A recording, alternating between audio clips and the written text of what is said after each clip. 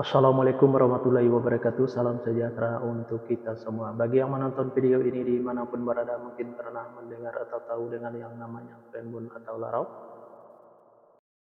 Kalau pernah mendengar atau tahu dengan yang namanya Primbon atau Larau ini, apakah penonton tahu apa arti dan maksud atau tujuan dari Primbon atau Larau ini? Arti dan maksud atau tujuan dari Primbon atau Larau ini adalah memberitahu permasalahan yang ada di dalam rumah tangga pasangan suami istri. Salah satu di antaranya saya akan memberitahu bagaimana cara menghadapi atau mengatasi permasalahan yang ada di dalam rumah tangga pasangan suami istri kalau nama awal suaminya A dan kalau nama awal istrinya S. Dan saya juga akan memberitahu bagaimana karakter atau sifat anak pasangan suami istri kalau nama awal suaminya A dan kalau nama awal istrinya N ini. Dan bagaimana juga cara mendidik anak pasangan suami istri ini. Dan cara menghindari pertengkaran antara pasangan suami istri ini dan usaha pasangan suami istri ini. Nah, tonton video ini sampai selesai. Sebelum saya melanjutkan video ini, saya informasikan bagi yang menonton video ini. Mungkin ada yang ingin berusaha dan ingin usahanya berkembang maju dan sukses, silakan hubungi saya. Insyaallah akan saya bantu untuk membuatkan nama usahanya atau nama toko dan kiosnya yang cocok dengan nama pasangan suami istrinya. Insyaallah usahanya pasti berkembang maju dan sukses. Nomor WA saya ada di profil. Baik, saya lanjutkan memberitahu karakter atau sifat anak pasangan suami istri ini dan cara mendidik anak pasangan suami istri ini dan cara menghindari pertengkaran pasangan suami istri ini dan usaha pasangan suami istri ini. 6 fase.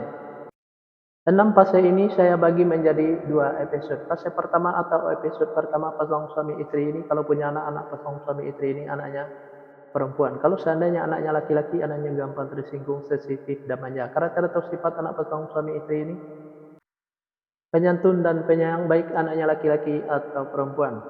Mendidik anak pasangan suami istri ini tidak perlu marah-marah, apalagi sampai naik darah. Cukup dengan dimanjakan saja, tapi jangan terlalu dimanjakan. Insya Allah apa yang disampaikan anaknya akan menerima, baik anaknya laki-laki atau perempuan.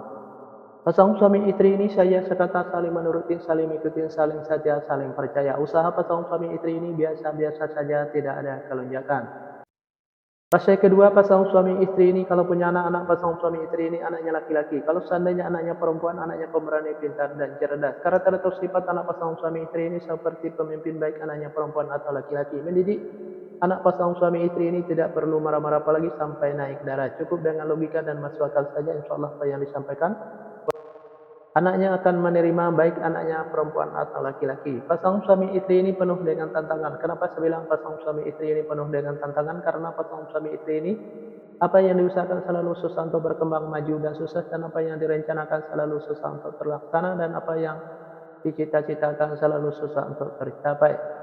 Untuk menghadapi tantangan pasangan suami istri ini cukup dengan sabar dan jangan patah semangat. Fase ketiga pasangan suami istri ini kalau punya anak pasangan suami istri ini anaknya laki-laki. Kalau seandainya anaknya perempuan, anaknya pemberani, pintar, dan cerdas. Karakter atau sifat anak pasangan suami istri ini seperti pemimpin, baik anaknya perempuan atau laki-laki. Mendidik anak pasangan suami istri ini tidak perlu marah-marah apalagi sampai naik darah. Cukup dengan logika dan masuk akal saja. Insya Allah apa yang disampaikan anaknya akan menerima, baik anaknya perempuan atau laki-laki. Pasangan suami istri ini susah untuk menyimpan atau mengumpulkan hasil usahanya yang didapat bisa dikarenakan pasangan suami istri ini boros, bisa juga karena masuk ke rumah sakit atau dirawat di rumah sakit, bisa juga karena ditipu orang atau dibohongin orang. Biar hasil usahanya bisa tersimpan atau terkumpul, jangan ikutin keborosannya, baik keborosan suaminya maupun keborosan istrinya. Biar tidak masuk ke rumah sakit atau dirawat di rumah sakit, jaga kebersihannya dan jaga makanannya biar tidak ditipu orang atau dibohongin orang. Tingkatkan kehati-hatiannya. Usaha pasangan suami istri ini selalu berhasil. Di episode yang pertama ini, yang menonton video ini mungkin ingin tahu fase selanjutnya, silahkan tonton videonya di episode yang kedua. Yang menonton video ini juga mungkin ingin tahu karakter atau sifat anak pasangan suami istrinya dan cara mendidik anak pasangan suami istrinya dan cara menghindari pertengkaran antara pasangan suami istrinya dan usaha pasangan suami istrinya. Nah, tulis saja di kolom komentar nama lengkapnya dan nama lengkap pasangannya, insya Allah akan saya jawab dengan video. Nah, hanya itu yang bisa saya sampaikan. Mohon maaf kalau ada kata-kata yang salah. Yang salah itu pasti dari saya, yang benar dari Allah. Pertama, saya mulai dengan Assalamualaikum. Sekarang sesudahi wabillahi taufik wal hidayah. Assalamualaikum warahmatullahi wabarakatuh. Salam sejahtera untuk kita semua.